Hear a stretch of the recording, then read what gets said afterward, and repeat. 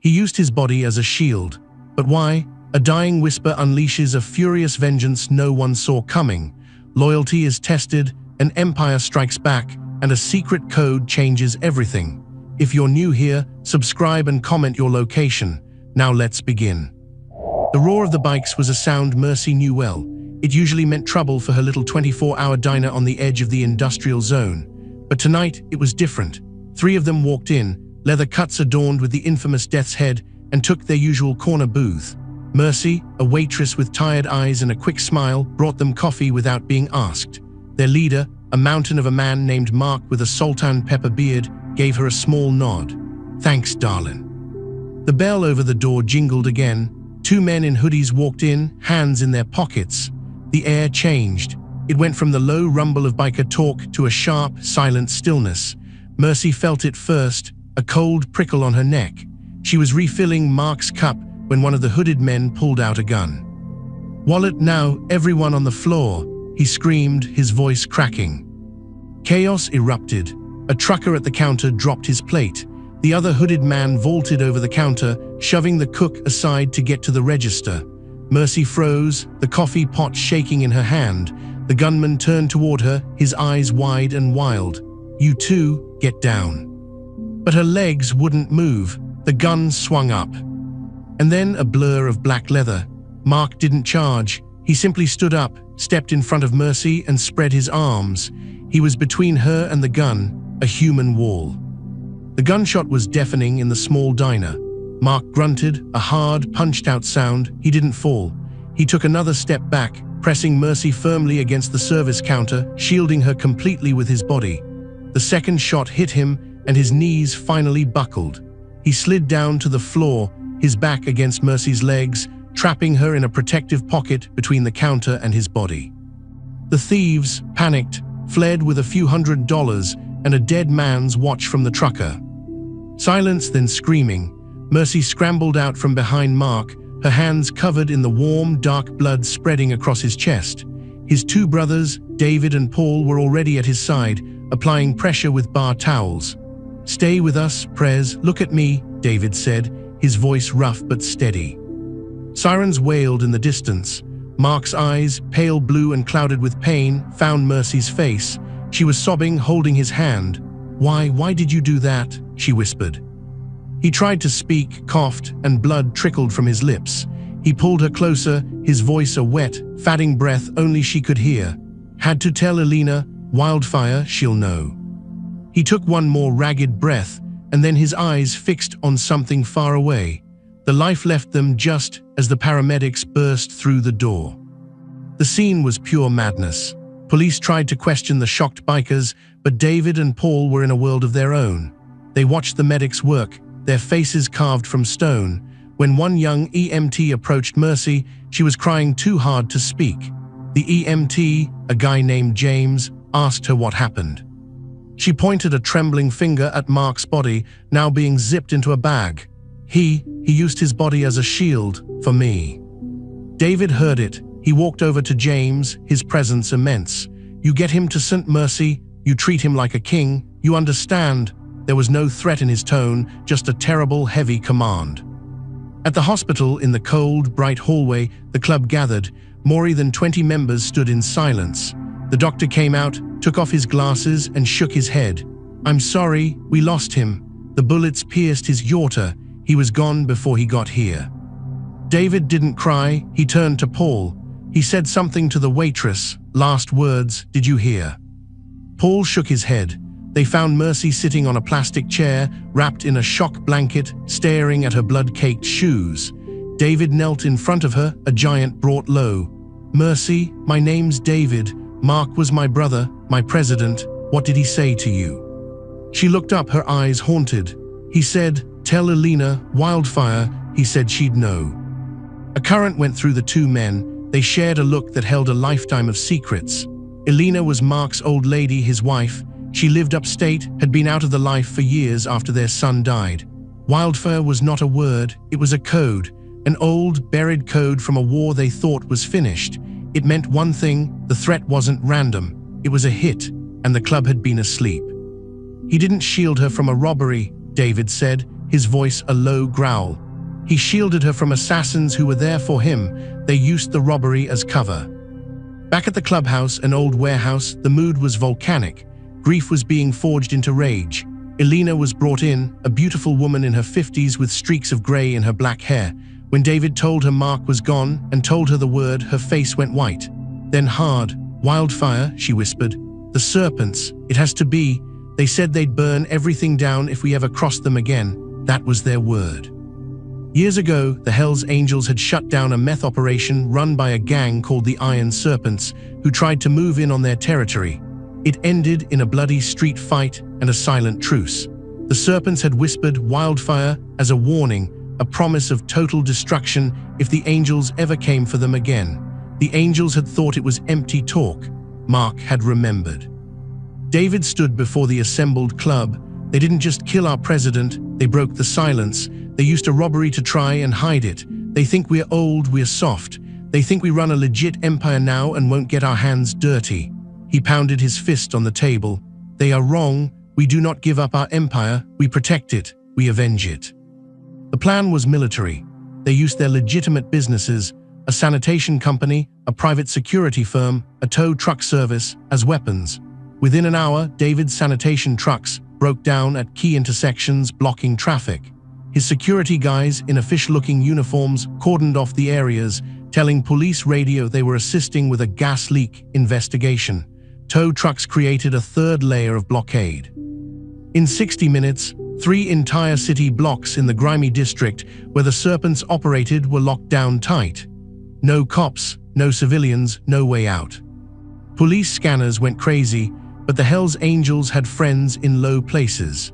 A dispatcher, an old friend of the club, fed confusing information to the patrol cars, sending them on wild goose chases across town. Inside the blockade, it was a different world. David and Paul, leading a group of 10 brothers, moved on foot. They weren't in cuts now, they wore dark, practical clothing. They looked like contractors, except for the grim purpose in their eyes. Their first stop was a rundown pool hall called the Rusty Q. David kicked the door open. The few serpents inside jumped up. "We're looking for the guys who did the diner job tonight," David said calmly. A skinny man with snake tattoos laughed nervously. "Diner? We don't know nothing about no diner." Paul walked over to the pool table, picked up the 8-ball and weighed it in his hand. "See, our president died at that diner. He was a good man. He liked simple things, like pool." In a flash, he whipped the heavy ball across the room. It connected with the skinny man's knee with a sickening crack. The man screamed and collapsed. The room went dead quiet. "I'll ask one more time," David said, leaning over the writhing man. "The diner, who did it?" Through gritted teeth, the man spat out 2 names. Finn and Cole. They bragged about a side job. They're at the Flophouse on 3rd, apartment 4B. The Flophouse was a decaying brick building. David and Paul took the stairs. At apartment 4B, they didn't knock. David kicked the door near the lock, and it splintered open. Inside, 2 men were dividing cash on a stained mattress. Finn and Cole. They looked up, eyes wide with terror. They went for guns under the pillow, but they were too slow. Paul was on Cole, a heavy sap in his hand coming down once, twice. The man went still. David had Finn in a chokehold from behind. "Who paid you?" David hissed in his ear. "Who ordered the hit on Mark?" Finn gasped, clawing at David's arm. "Don't know a name, a suit, a businessman. He paid us $5,000 to make it look like a robbery, said the big biker at the corner booth was the target." "A suit," David repeated. "This was bigger than the Serpents. This was a businessman using street trash as tools." Paul found a burner phone in Cole's jacket. The last called number was labeled Money Man. David took the phone, dialed the number on speaker. It rang twice. A smooth, cultured voice answered. "Is it done?" David smiled, a cold, terrifying smile. "It's done. The biker's dead. You got our money." A pause. "You're not Finn." "No, I'm the guy who killed Finn, and I'm coming for you next. You messed with the wrong family." The line went dead, but it was enough. The voice was familiar to Paul. That sounds like Richard Thorne, the developer." Thorn was a legitimate businessman who had been trying to buy up the industrial zone for a new condo project. The Hells Angels, through their shell companies, owned several key lots and had refused to sell. Mark had refused to sell. The puzzles snapped together. Thorn hired low-level serpents to eliminate the obstacle, making it look like street crime. A simple, clean corporate takeover. Back at the clubhouse, the news spread.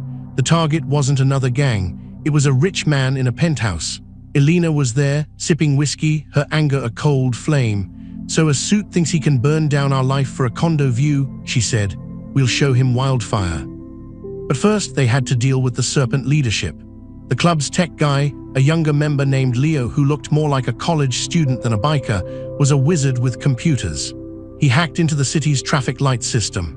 At exactly 11 p.m., every light in the serpent's main neighborhood turned green, then red, then green again, creating total gridlock and confusion. In the chaos, a convoy of angels on their Harley-Davidsons, the roar of their engines like rolling thunder, rode straight into the heart of the serpent territory, to their supposed secret clubhouse above a tire shop. They found the serpent president, a man called Viper, trying to escape out a back window. David dragged him back in. "You sold your boys out as hired guns to a suit," David said, slamming Viper against a wall. "You broke every rule we have on the street." Viper, scared, confessed. "Thorn offered us 50 grand and a clean pass to operate if we got rid of Mark. It was just business." "This," David said, his fist connecting with Viper's face, "is just business." They left Viper tied up with his own bike chain, a note pinned to his chest for the police to find later, detailing his crimes. The serpents were finished. Now came the hard part. Richard Thorn. He lived in a secured high-rise with private guards. This required a different approach, a heist approach. Here the light-hearted moment came. To get into the building, they needed to look the part. The next morning, David, Paul, and Elena, who insisted on coming, stood in a rental garage, staring at 3 ridiculously expensive designer suits and a sleek cocktail dress. They looked like they'd rather wrestle a bear than put them on. Paul struggled with his tie. "This thing is a noose. I feel like I'm choking already." David, looking at himself in a mirror, grimaced. "I look like a lawyer who's about to have a very bad day." Elena, adjusting the elegant dress, smirked. "You both look like penguins who lost a fight. Now suck it up. We're going to a penthouse party." Leo had gotten them invites to a charity gala Thorn was hosting in his building's top-floor ballroom. Their fake IDs said they were investors from out of town. The plan was to get face-to-face with Thorn. The party was a world of glitter and champagne. The bikers moved through the crowd, feeling utterly out of place, but hiding it behind scowls they hoped looked like boardroom intensity. Elena was a natural, laughing and chatting, her eyes constantly scanning. She found Thorn, a handsome man in his 60s with silver hair, holding court near a panoramic window. She walked up to him, a glass of champagne in her hand. "Mr. Thorn, Elena Vance, my associates and I are admirers of your work on the South Side."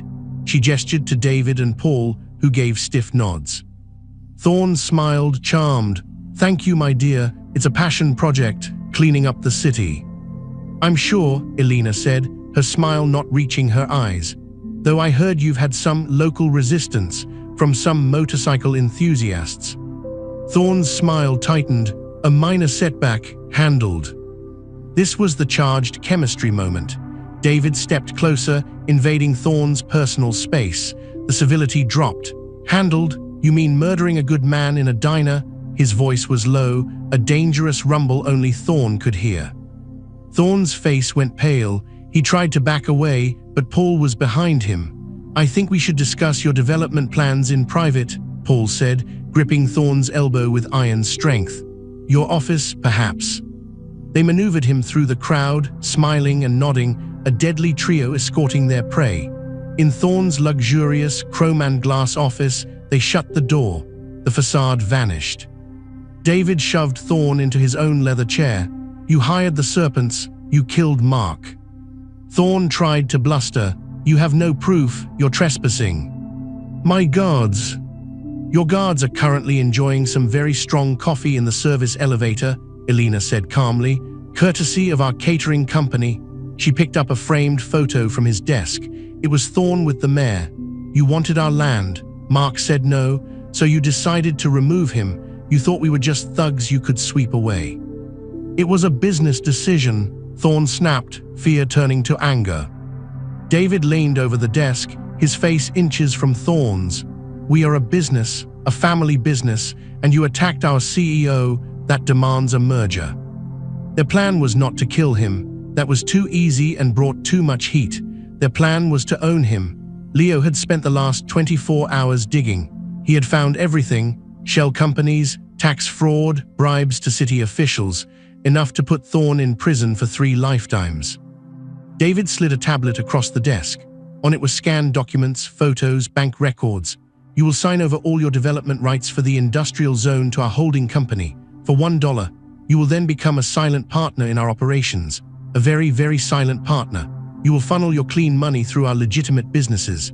And if you ever breathe a word or try to cross us again, this entire file goes to the FBI, the IRS, and the newspaper." Thorn looked at the evidence, his confidence crumbling. He was defeated. He signed the papers with a shaking hand. As they left the penthouse, taking the service elevator down, they stripped off their fancy jackets and ties, tossing them in a trash bin. Back in their leathers, they felt like themselves again. The next day was Mark's funeral. It was a massive procession of hundreds of bikes, a roaring tribute that shook the city. Mercy was there, invited by Elena. She stood at the graveside, tears streaming down her face.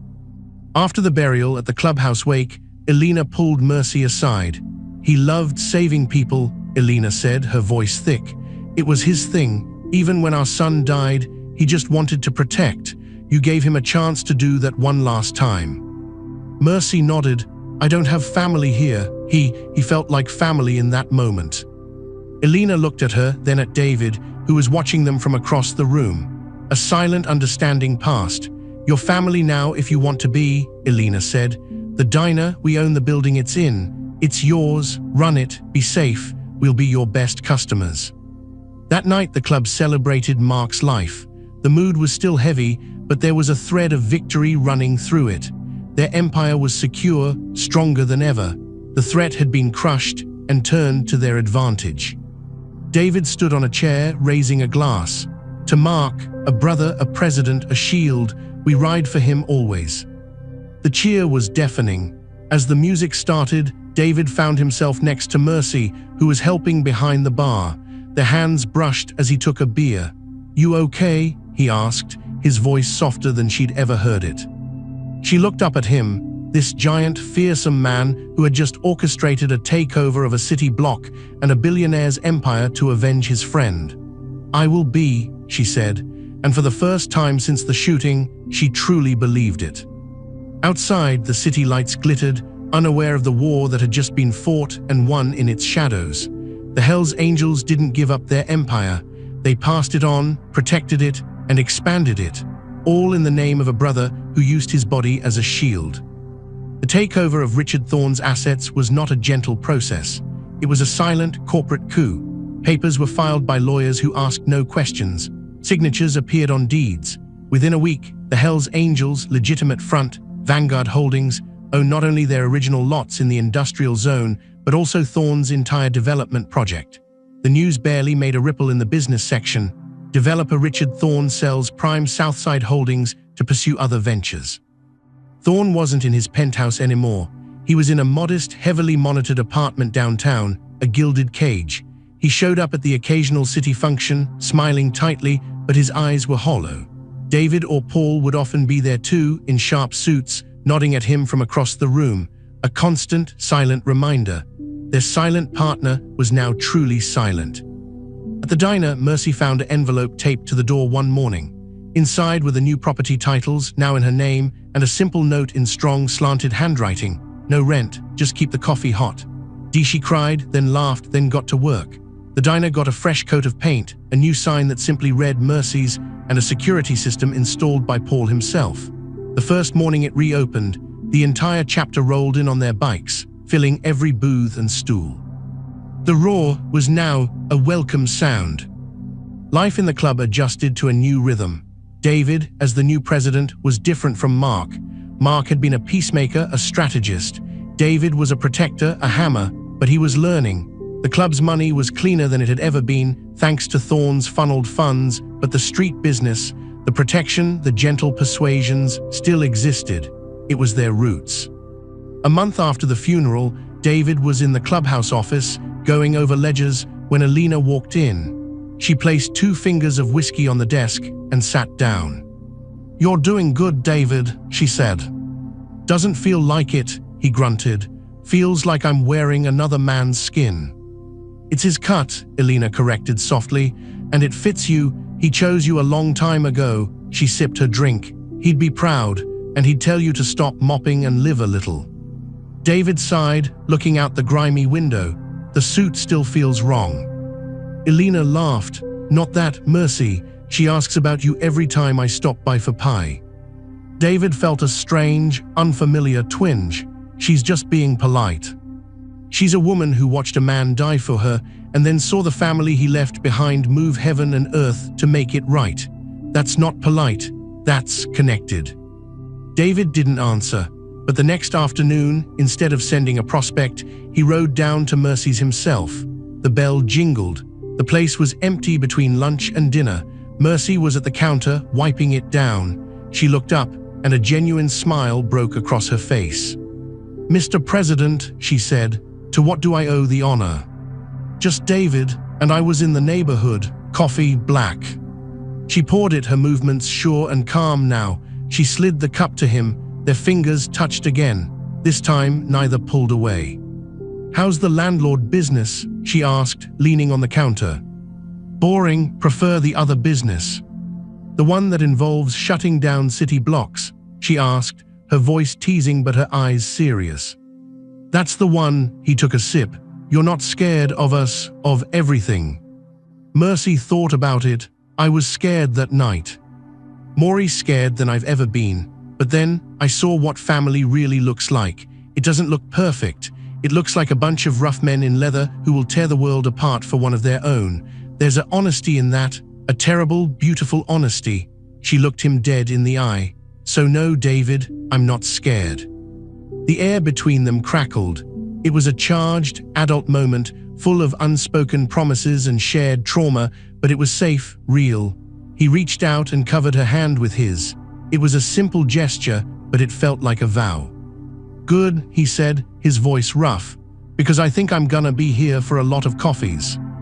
Their romance was not a whirlwind. It was a slow, steady burn. A late-night conversation after closing, his hand on the small of her back as he guided her through a crowded bar. A shared laugh when Paul tried and failed to fix her sink, flooding the kitchen. It was grounded in the real, bloody truth of how they met, which made the quiet moments sweeter.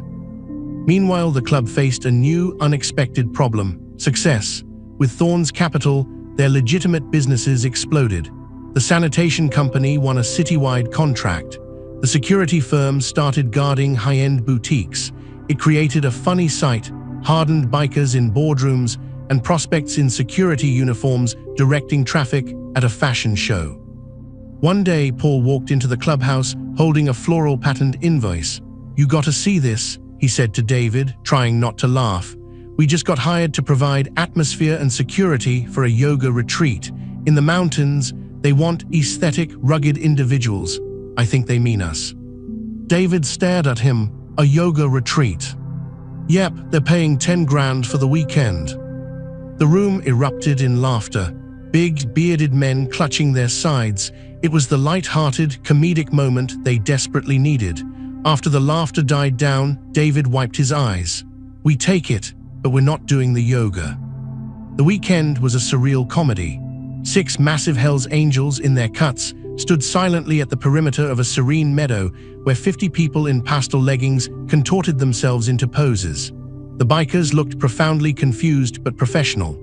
At one point, the yoga instructor, a serene woman named Luna, asked David if he'd like to try a simple mountain pose to ground his energy.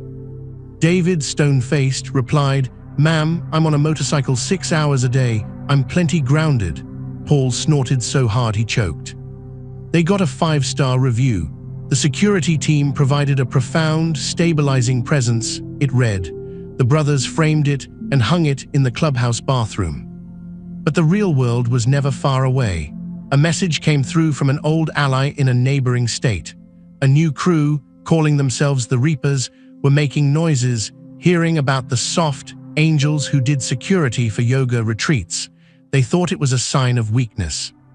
David called a church meeting. They think we've gone corporate. They think we've forgotten who we are.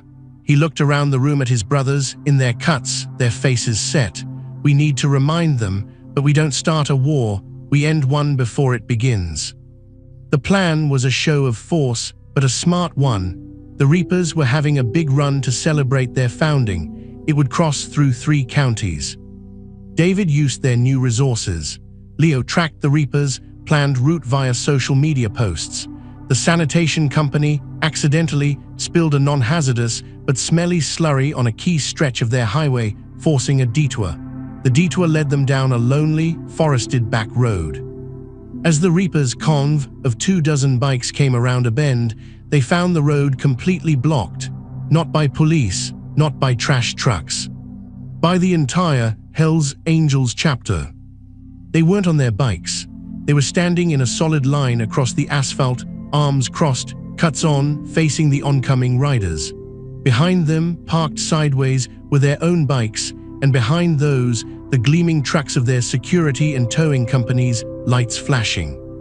The Reapers skidded to a halt. Their president, a young, cocky guy, got off his bike and swaggered up. "This a problem." David stepped forward. "Could be. We heard you think we're soft. We heard you think our territory is ripe. We are here to give you a one-time free lesson." He pointed to the trucks, the men. "You see this? This isn't us going soft. This is us getting powerful. We own the roads you ride on. We own the trucks that would tow your bikes if you fall. We have friends in every office in this city. You start a war with us, you're not just fighting bikers, you're fighting a corporation. You're fighting the city itself." He walked right up to the Reaper president. "So you can turn around, ride home, and tell your boys to stay away, or you can make your move right now." David opened his arms wide, mimicking Mark's final pose. "But know this, we don't just fight for turf anymore. We fight for a brother in the ground, and that makes us the most dangerous thing you'll ever meet." The silence was total. The young president looked at the unbroken line of men, at the machinery, at the cold certainty in David's eyes. He saw no fear, only a weary, ready fury. He swallowed. "No problem," he said, his voice quieter. "We were just out for a ride." "Good," David said. "Enjoy the scenery. It's a long way back." The Reapers turned their bikes around, one by one, and rode off. The Angels didn't cheer. They just watched until the last taillight disappeared. Then they shared a round of cigarettes, a few quiet nods, and got back on their bikes. The message had been sent. The Empire was not just held with fists, but with reach. That night, David went to Mercy's. It was after midnight, and she was doing books in the back. He walked in, the smell of grease and coffee welcoming him. He looked tired. "Long day?" she asked, coming out from the back. "Long month," he said. He walked over to her, wrapped his arms around her, and just held her, burying his face in her hair. She held him back, strong and steady. "You did good today," she whispered, as if she knew. Maybe she did. The diner was a hub of information. "How do you know?" he murmured. "Because you're here," she said simply, "and you're not bleeding." He laughed, a low, warm sound against her neck. He pulled back and kissed her. It wasn't a gentle kiss. It was full of the day's tension, the month's grief, and the fierce, desperate hope for a future. It was charged, it was adult, it was real. When they parted, he rested his forehead against hers. "Move in with me," he said. It wasn't a question, it was a request. "Your place is a fortress full of sweaty bikers and gun oil," she teased. "I'll get a new one, a quiet one, with a garage for the bike." She smiled, "Okay." 3 months later, they stood in the newly renovated diner for a different kind of gathering. A wedding. It was small. Just the club, Elena, a few close friends. Mercy wore a simple white dress. David wore his cut over a clean black shirt. Paul stood up as the best man. He cleared his throat, holding a beer. I'm not good at speeches, he began, but David was my brother before he was my president. And Mercy, you walked into hell and didn't flinch. You're one of us now, not because of what happened, but because of who you are. He raised his bottle. To the president and the first lady of the diner, may your coffee always be strong and your roads always be clear. The cheer shook the windows. Later, under a string of lights in the parking lot, David danced with his wife. Elena danced with Paul, both of them smiling in a way they hadn't in years. The club was whole. It was changed, but it was strong. They hadn't given up their empire. They had evolved it, protected it, and added to its heart. In a quiet moment, David led Mercy to the spot where Mark had fallen. A small, discreet plaque was now embedded in the floor behind the counter. It read, "He stood his ground. For a brother, for a friend, for a stranger, we ride because he did." Mercy touched the plaque, then took David's hand. "He brought us together," she said. "He protected what mattered," David replied, squeezing her hand. "And now so do we." Outside, the city hummed, oblivious and bright. The Hells Angels didn't rule it all, but in their corners, in their businesses, and in their newfound peace, they built a kingdom of loyalty, brick by brick. A kingdom that started the day a man used his body as a shield and whispered a word that started a war, and ended with a love that secured the peace. Thank you for riding with us on this intense journey. This story makes you wonder, what would you do to protect your family? If this loyalty shocked you, hit subscribe. Tell us in the comments where you're watching from, and if you think Mercy made the right choice.